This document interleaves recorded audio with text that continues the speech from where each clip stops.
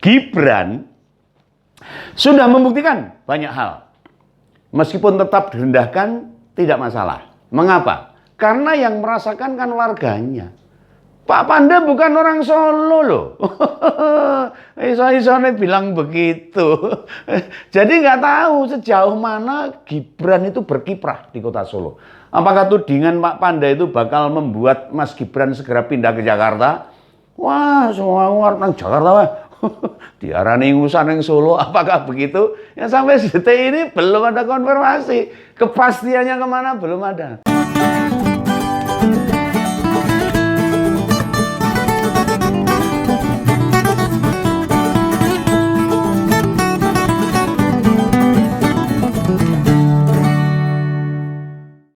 Halo, ketemu lagi dengan Om Begawan. Salam rahayu, salam sejahtera, salam ngompol, ngopini politik.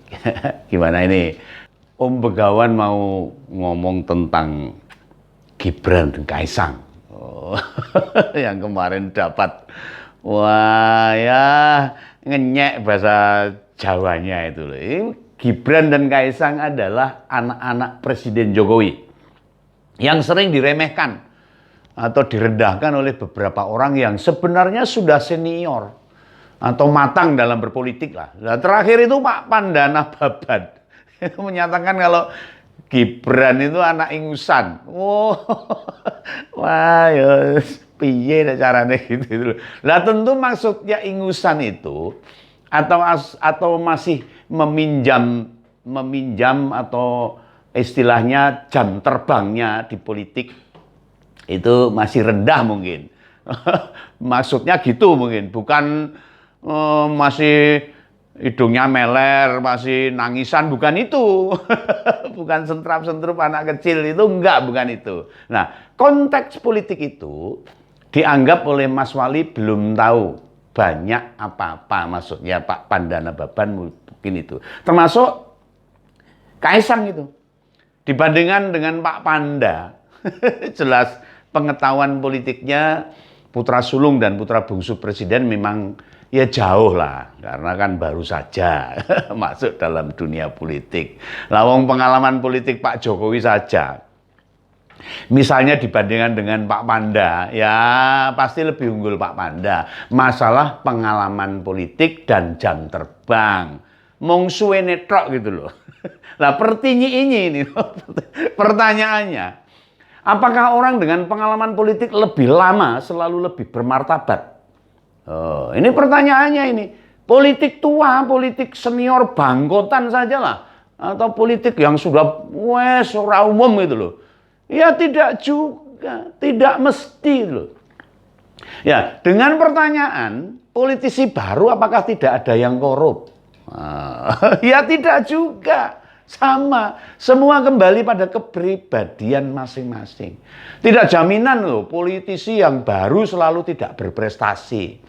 Nah dulu Gibran sebagai wali kota juga disebut dengan wali kota karbitan.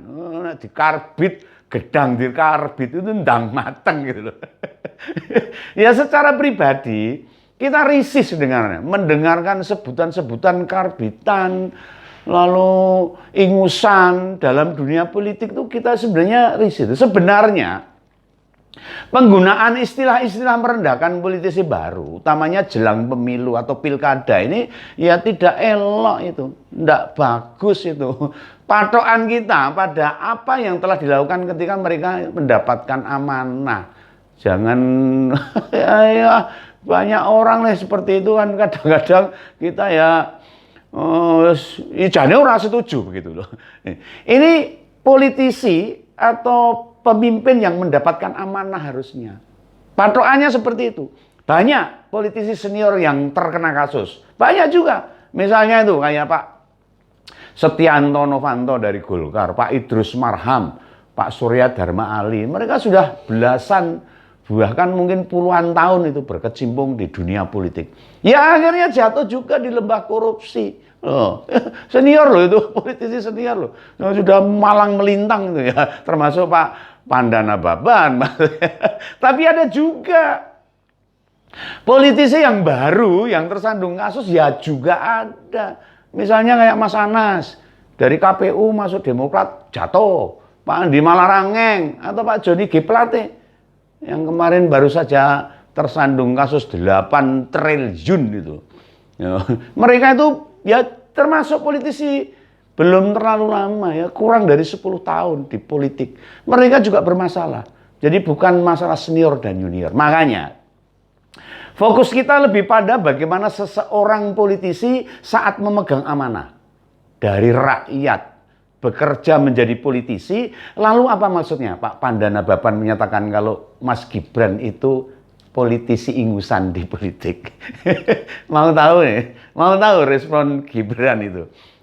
Ya dia itu turunannya Pak Jokowi. Karakternya ya dia legowo. Dengan sebutan tersebut cuma senyum, senyum gitu.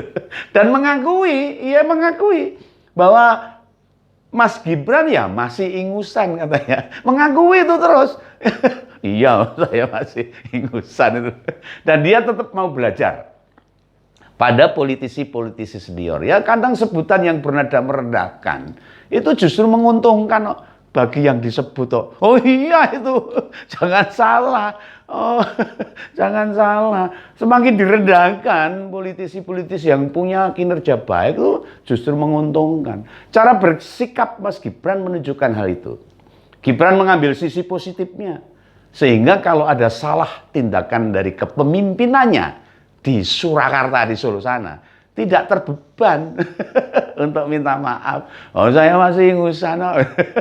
Padahal kepemimpinannya bagus. Ini satu hal yang bisa kita petik pelajaran dari apa yang terjadi saat ini. Jangan suka loh menyikapi penilaian orang lain pada diri kita. Ya, termasuk juga Kaisang yang sudah banyak didorong maju di kota Depok sana. Beberapa elit menyebut apa itu kontribusinya di Depok itu Kaisang itu. Kok tiba-tiba jedul mau dicalonkan di Depok tuh. Lah apakah selama ini calon wali kota atau calon bupati atau calon gubernur selalu ditanya dulu apa kontribusinya mereka pada wilayah di mana mereka mau dicalonkan? Kan ya tidak.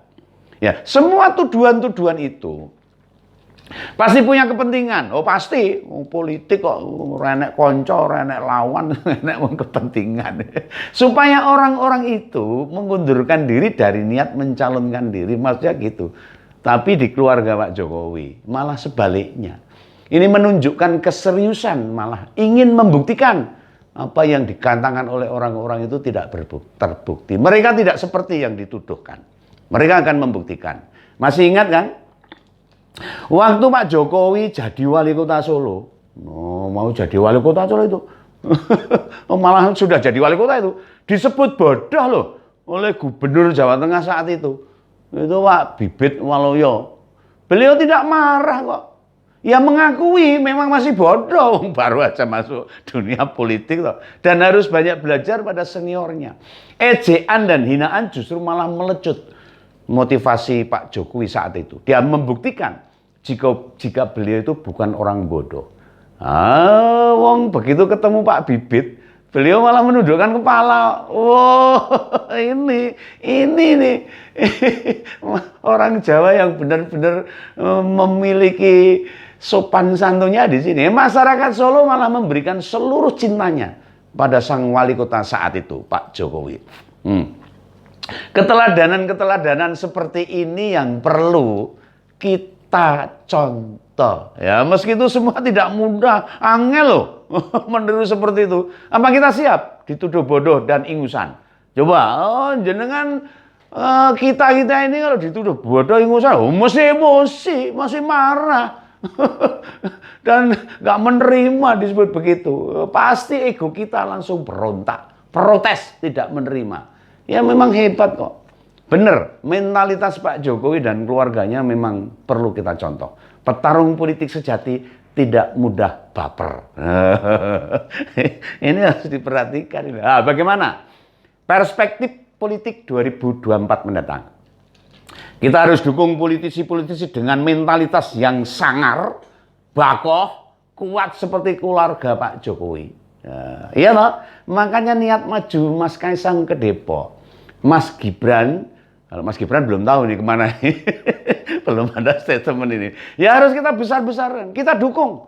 Apa kita tidak percaya pada Kaisang ya toh, yang bakal tidak berprestasi di Depok? Ya belum tentu. Bukankah kelebihan Kaisang sekarang itu punya 2 mentor loh, yang tidak hanya berpengalaman, tapi kinerjanya bisa diandalkan. Bapaknya dan kakaknya. Loh, bayangkan ini, masihkah kita ragu dengan komitmen maupun integritas suami dari Mbak Erina yang cantik itu? Kalau ada pihak-pihak yang meremehkan atau merendahkan, ya paling-paling itu, ya misalnya PKS, ya pasti. Oh, dia 19 tahun menguasai Depok, ada lawan yang cukup berat, ya pasti kebingungan.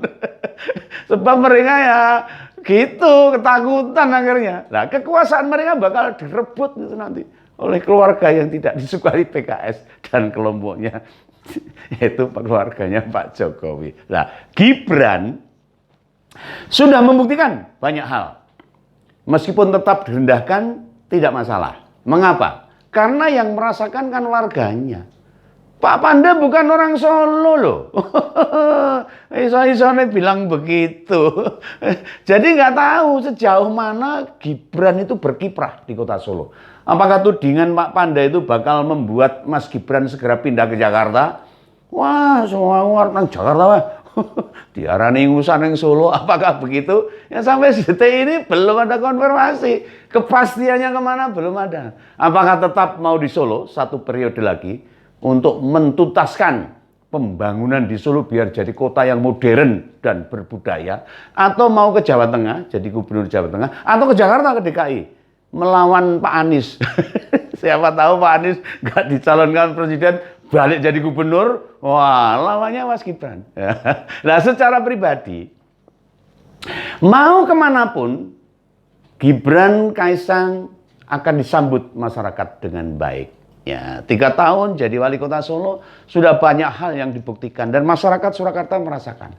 Posisi tawar sudah tinggi bagi Gibran khususnya, dan bakal banyak masyarakat yang meminta untuk daerahnya dipimpin oleh mereka. Nah, partai politik juga sama saja. Banyak yang menginginkan ini pria muda ini untuk bersedia diusung mereka. Berebut pada datang itu. Termasuk semuanya itu loh. Semua pimpinan partai politik pada datang. Ada Pak Prabowo, AHY, semua berebut. Nah ini jangan dikira setelah diremehkan Pak Pandana-Baban, lalu Gibran ditinggalkan oleh para pendukungnya. Oh ya enggak. Lah buktinya itu fokus kerja di Solo ya enggak berhenti. Malah elit politik banyak yang berbondong-bondong datang ke rumah dinasnya, minta ketemu. Iya. Nah, mengakui akhir-akhir ini Pak Prabowo itu sering loh ke Solo itu. Nah, kurang apa lagi menariknya Gibran itu. Jadi mau dibilang anak ingusan, untul bawang. Tahu untul bawang itu. Keri dewi itu. Orang yang neng buri dewi, belum banyak makan asam garam, sudah banyak bukti bahwa putra sulung Pak Presiden Jokowi ini bekerja dengan baik untuk memperbaiki kota Surakarta yang sekarang semakin indah, semakin banyak dikunjungi oleh wisatawan. Gitu aja ya pesan saya. Jangan suka mengatakan anak-anak ingusan lagi loh. Ini pesan saya nih. Oh, kewalik-walik nanti. Oke, sampai jumpa. Salam Begawan. Sampai jumpa lagi di Ngompol Ngopini Politik. Sampai jumpa.